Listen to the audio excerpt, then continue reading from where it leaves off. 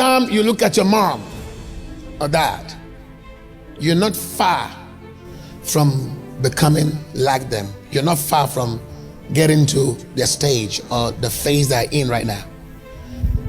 You will likely, because of the family you are coming from, because of the bloodline, always look at what your dad and mom struggled with. They are the strongholds that run in your bloodline. You are an eye, nose, mouth, ears. All this, your five senses right now that you have, are not who you are. You are a consciousness inside this body, but there is a blood that runs in your vein. That blood carries the DNA of the struggles, insecurities, trials, troubles, issues, diseases, afflictions that run in your bloodline.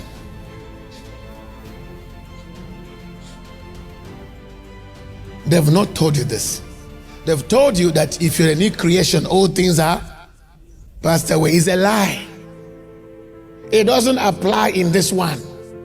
It does not apply to take a fight of faith, to take a lot of fight of faith to exempt yourself from the bloodline. So you are going to fix what your parents fixed. The giants your parents could not behead, you must behead. It's your responsibility to behead those giants. And if you don't, you will pass it on to the next generation.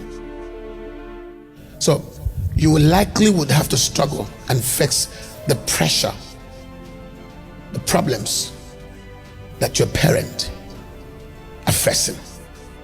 Now some of you would face extreme rejection, extreme insecurity. In as much as you are well loved, cared for, but you don't know why you are depressed. It runs in the family. 90% of the things you go through, you're not responsible for it. It's a giant, it's a Goliath in the bloodline that has not yet been defeated. It flows in the bloodline. And you will face it. And when you start facing it, sometimes you want to join the wrong groups. You want to do what everybody's doing, the norm. And by so doing, you forget the real fight. You start fighting the wrong fight. The fight is to look at that rejection, look at that depression, look at that insecurity that you continue to face, to say, I will bring you down. I will fight you. It is not who I am. In the name of Jesus. And sometimes you want to fit in. When you fit in, you know what you've done? You've appeased. You have accepted the Goliath to relax in your bloodline. Find out what your parent struggled with, because that's what you will soon be dealing with. Somebody heard me? I'll say it again. Find out what your parent struggled with. That's what you're going to be dealing with. And once you find out what it is at early stage, you start going into prayers. No fasting and prayer that you ever pray that would not change your life. Every time you just observe your dad and mom, check what happened. Whatever they dealt with and they didn't overcome it, you will deal with. But if you would begin to deal with it as early as possible in fasting and prayer and not submit to it. Okay, Pastor John, how do I submit to it? It's simple.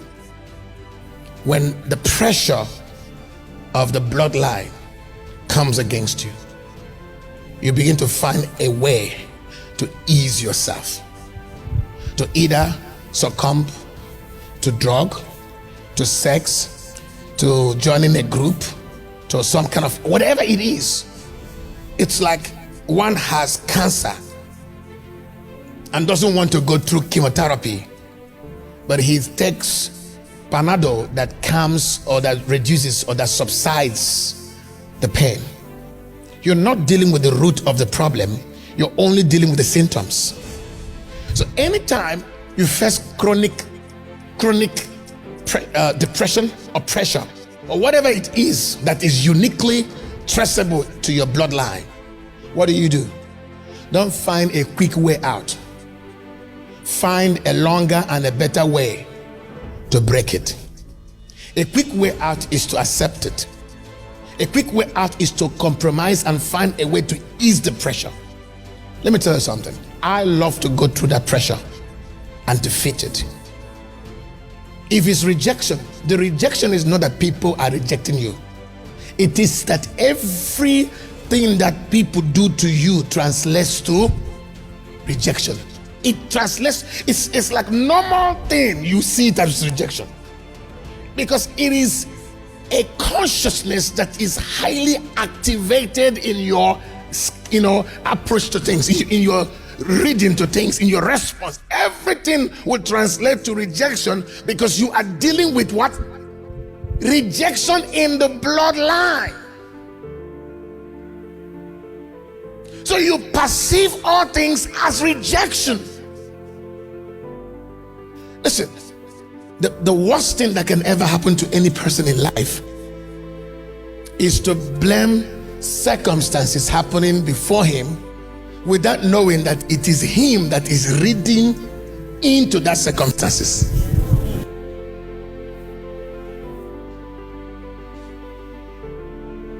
Sometimes it is our stronghold that gives us the wrong impressions.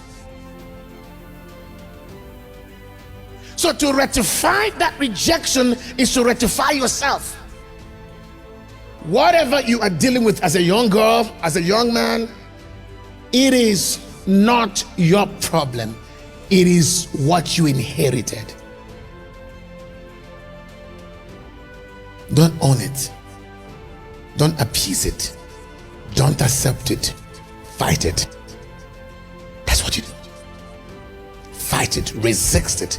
You know why? If you overcome it now, your children will not suffer it. Amen.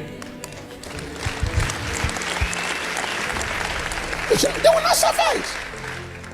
Because you will transfer a clean blood. You will detoxify your bloodline and overcome the forces of darkness that run through that bloodline. But if you start doing things, either dancing or showing your bodies or joining a club or joining some kind of drinking club or smoking or exposing your body, whatever you do in order to, calm the pressure you want to feed in. When you do that, you know what you're doing? You are increasing the lifespan of that demon. You are empowering that spirit to dominate you the more. And the more you do that, the more that spirit will dominate your life. Whatever you fight, you will defeat. But if you don't fight it, it will defeat you. 90% of what you are dealing with now as young people, it's never what you developed. It is never your problem. It is actually the junks in the bloodline that you are dealing with. Is somebody hearing me? Trust me, it is the junk in the bloodline that you are dealing with.